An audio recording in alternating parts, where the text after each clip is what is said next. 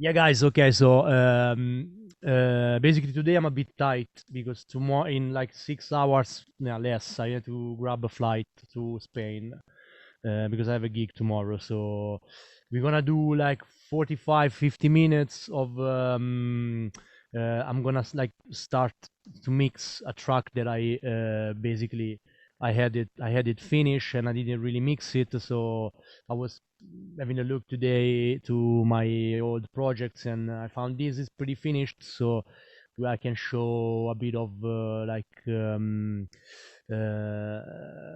what I normally do. Like I'm not, unfortunately, we don't have much time, so I will show like the basic stuff that I'm doing, and then I also have listened to all your demos, and let me say, why did you do this lesson? I don't understand really, because I heard stuff that is pretty sick, to be honest. I can give feedback. I can give feedback in like considering my taste and my view of things, but what I've heard, it's pretty much quality, very very high quality. So I guess yeah, we can discuss things. We can discuss sound wise, what can be done for improving or stuff like that. But to be honest, I won't have big things to say. So for today, I just pick two tracks. Maybe we can do three if we have time, and then we're gonna listen to them, and then I can say what I think. But to be honest, I didn't hear something any track that has to be like hard fixed in a hard way. So well done, very good. I mean, means that you already know your shit, so it's good. And yeah, so let's have a look to this track that, as I said, I finished it when I was in Italy, and I didn't mix it because unfortunately I didn't have a good speaker and a good room in Italy. So yeah, it's basically it's also kind of different from the other stuff that I showed the last few days. Like for example, the intro is you're gonna realize when you hear it's pretty different. Also, the structure is pretty random because it's a jam basically. But at the end, and it ended up sounding good to me. So let's have it a go. We get the idea of all the elements and everything. Now I'm gonna break down all the elements, and then we start like from the basic, from the beat. So we start from the kick and clap, and we try to glue everything together and equalizing to clean the frequencies that we don't need, and push wherever we need to push. So yeah, so as you can see, there is not many channels. I mean, normally, okay, let me just clean it. What I do normally in the beginning, I just clean what I don't need. Like for example, if I have midis that it's not used, I just delete it. Or if I have midi that like for example, this is the baseline and this is something else. Like I just keep it just to be sure that in case I need to change some sound, I have still the MIDI pattern. Just put it at the end. And yeah, so basically pretty basic, not basic, but like pretty easy like composition. We have a beat which are already grouped here, and there's like we have a kick, a clap, a shaker, a phaser hat, like a hat with a phaser. I think I recorded it from the Dr. Groove, which has a sort of flanger function, pretty dirty, and I like it. And it does this sort of, flanger stuff. Very cool. And then I have a top drum, always with a phase, yeah, this is probably still the Dr. Groove, so it's a flanger, it's not a phaser. anyway, pretty much the same. A short hi-hat, which is pretty harsh. Maybe we will work it a little bit after, and a more open hi-hat when when the track gets to the point of like big energy. It's nice to have it. Also, like instead of a ride, we can use like a sort of something like this. Serato sample I don't need. So am I gonna this one? It's some weird stuff. Kind of cool. Well, I just keep it. I'm not gonna use it, but I'm gonna keep it. Maybe it could be something that could be inserted at some point. And then I have the bass line, which is made of a sub bass and more like let's say, yeah, this is like a sound from the Prophet, pretty electro-ish, and the sub bass does the same thing basically. Just follow the same line. I do this because sometimes the bass, this type of bass from the Prophet, doesn't really have the push on the mid-low frequencies, so I just layer it with a sub, and then I glue it together, or I try to glue them together, with obviously a little bit of side chain coming from the kick, and this is what it sounds both together. This is without. Doesn't really change much in my headphones. Maybe in the speaker I hear it differently. Yeah, I can hear the pressure change slightly, but it's also what I want probably. I don't want a big heavy sub bass underneath. It's probably not fitting in this type of track. And then what I have is this channel with this kind of repetitive key that is creating a bit of atmosphere and bringing the energy up when the energetic part comes. This I think it's from the Matrix because it's mono, right? And then we have the main pad, which everything basically the main elements in this track are like surely the bass and this pad. This is really nice coming from the Prophet, very like large and kind of noisy as well, but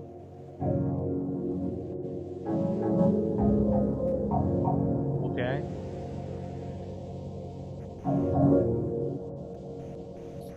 Maybe someone of you has the microphone on.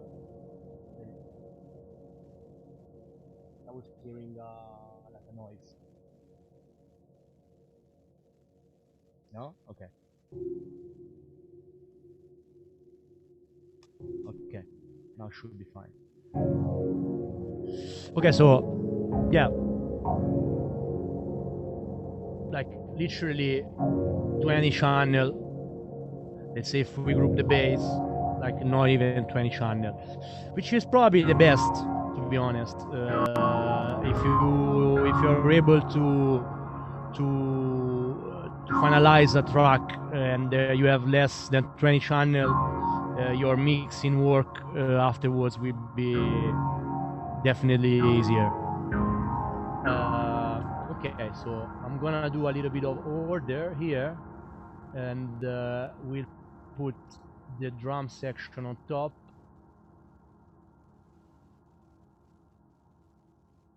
And noise, let's say we keep it down. just because visually it's just helping me. It doesn't really matter where they are. For me, it's like, it's drums, bass, and synths and noises, and the like the last channel maybe like a vinyl noise or a texture or ambient sound or something like that. So I'm gonna group this as well.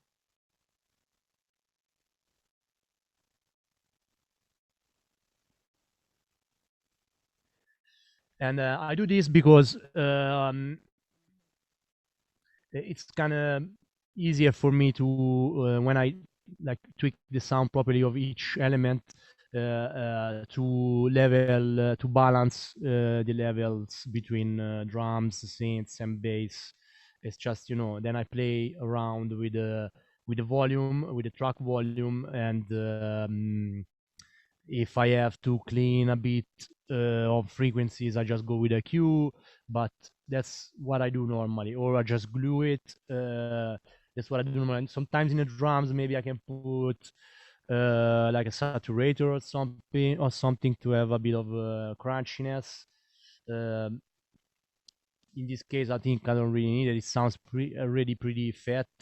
As I said, like 2 days ago or yesterday as well, what I try to do is try to have like the search of the sounds already pretty good.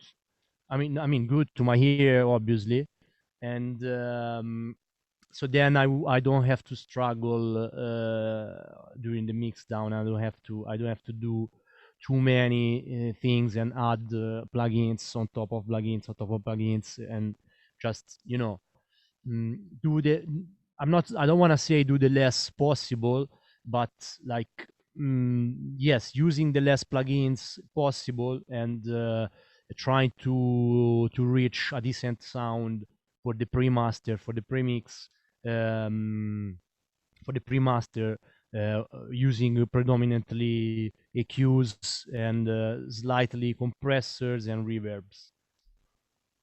Nothing crazy, unless I wanna have the beat, a flanger on the old beat, like. But this is an aesthetic choice, I would say. Anyway, let's keep it clean for now and stick to the aesthetic of this track. So we have the synth groups. Fine.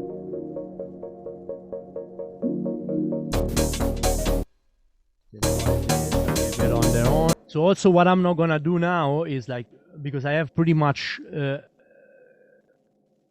the dynamic ready of the track. So the bass, this kind of harsh bass, is moving already. If you can see from the wave, from the waveform, and so I don't want to do too many things there. I mean, unless it's becoming harsh, it's some areas, I will do some automation there, and maybe like maybe just in that spot where it's sounding harsh, uh, cleaning a little bit the highs and the mid highs.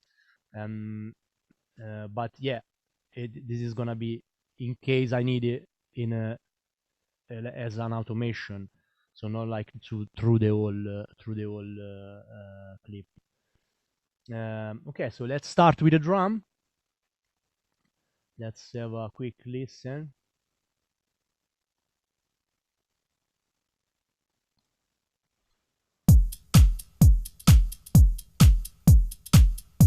Okay, what I hear straight away is probably the kick needs a bit of. It sounds a bit, not extremely, but a bit boomy somehow. In fact, it's a bit aggressive. In fact, there is nothing in it, and I think I got this from the TUTORiAL. So also there is like a very like, it sounds like there is a hi-hat playing on top of the kick, but it's everything obviously in one clip. So let's see if we can like sort of like make it a bit less like this hi-hat sound on top. Okay, let's have a fab filter for this.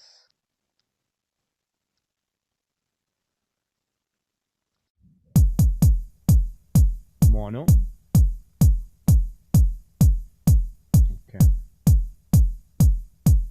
What is it? Yeah. Okay, so pause the cue.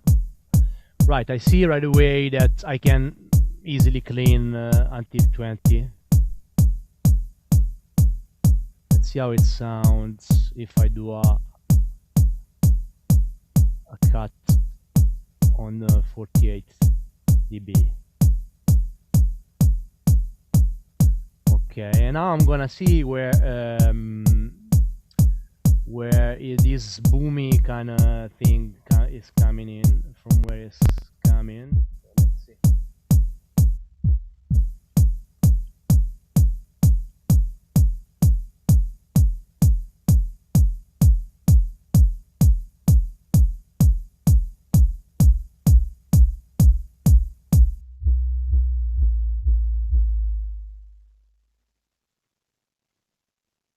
Okay, maybe I do a loop.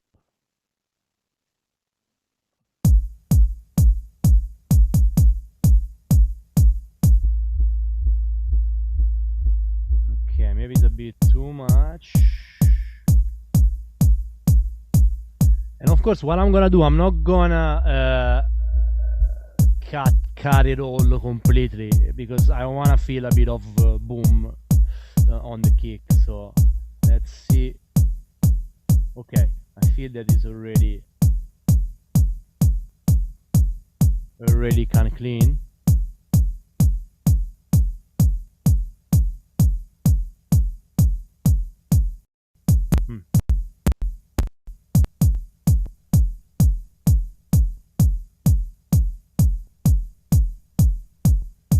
I feel already the difference.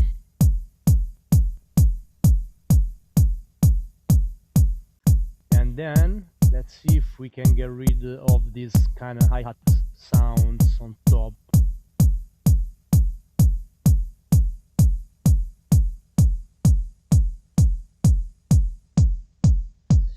Okay, maybe this is not the, because I don't want to cut the attack completely. So maybe what we can do is I'm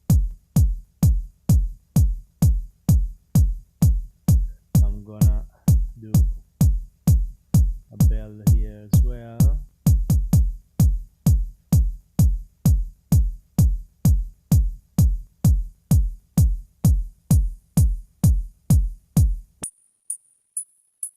Okay, this is definitely something that we don't need.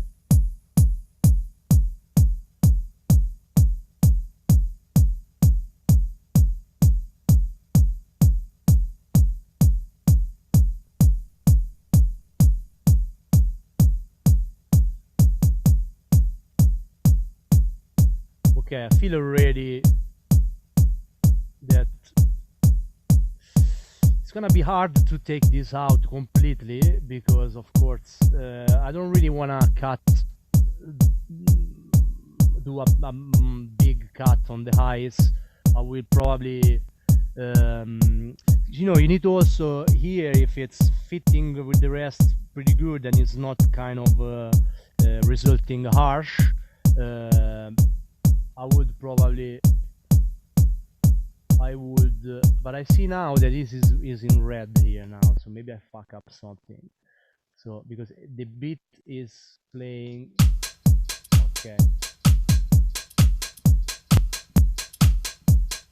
Okay, this is not really it's not really a good thing when the kick it's already on red. So, but here means that I will have to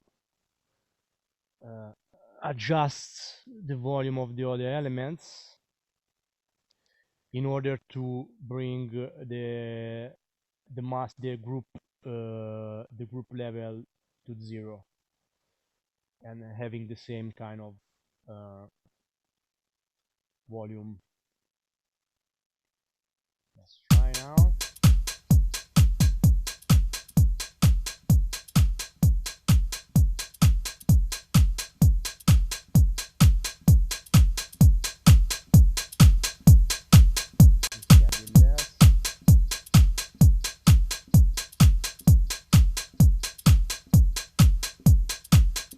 Check quickly with the rest.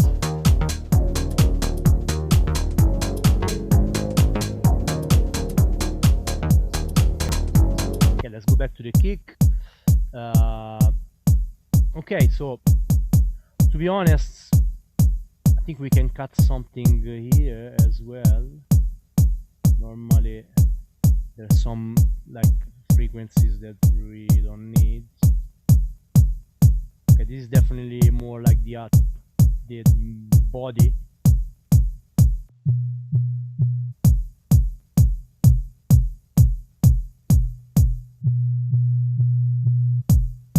Okay.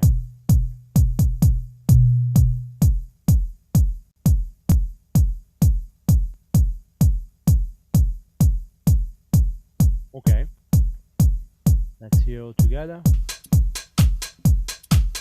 The kick could be also a bit quite less loud than this.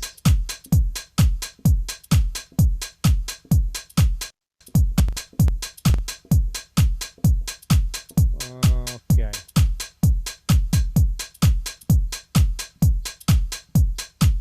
Okay, let's go to the clap now. Well, I did already some stuff at the clap. Yeah, it was a bit too harsh, a bit too aggressive, and yeah, simple EQ on it. It glues good with the kick, so it's still like the same. It's still kind of driving, but it doesn't result too quiet. It's kind of well balanced. That's why I say EQing is like, if you take the time to EQ stuff properly, it really helps. It's really helpful for the sake of the mix. Okay, this is a shaker with a flanger, a lot of flanger going on here.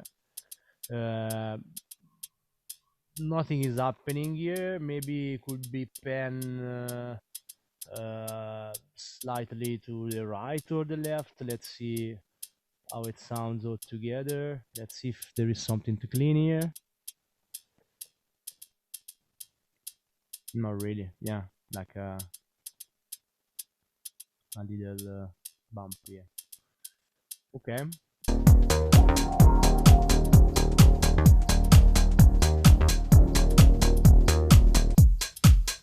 Let's pan it a little bit. Let's see if I have other things panned already. No. So let's say slightly to the left.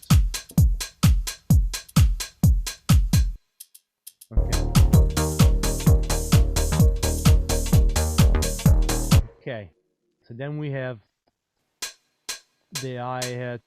Okay, this is a bit too heavy, I think, because I put an overdrive in it, an overdrive. I use overdrive a lot actually, but what I do, I use it with the very, like the amount of wet very low, because it does change a lot, even if you use it like slightly use it. And then you can, you know, select in which frequencies you want the drive to operate. It's already, yeah, it's giving a bit of brilliance, and maybe the volume is maybe it's a bit too loud.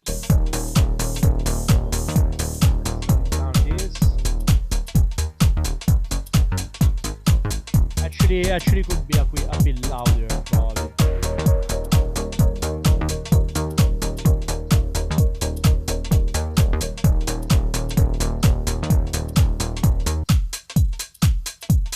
Okay. What else have I used here? I use a bit of reverb from the return channel. So I didn't really touch it. So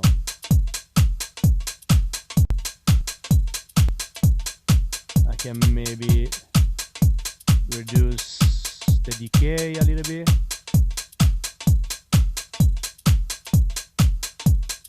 Okay.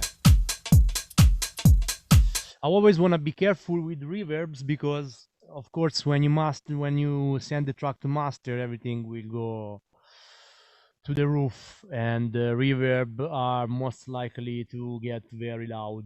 So I want to keep it kind of controlled. I mean, here it's only 24 minus 24, so it's kind of okay.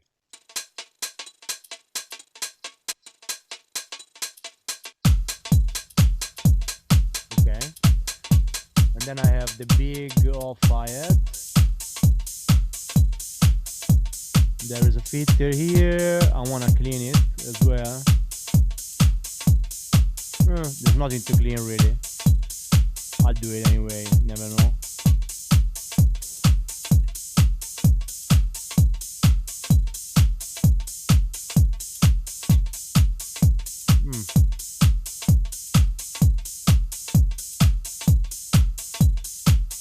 Okay.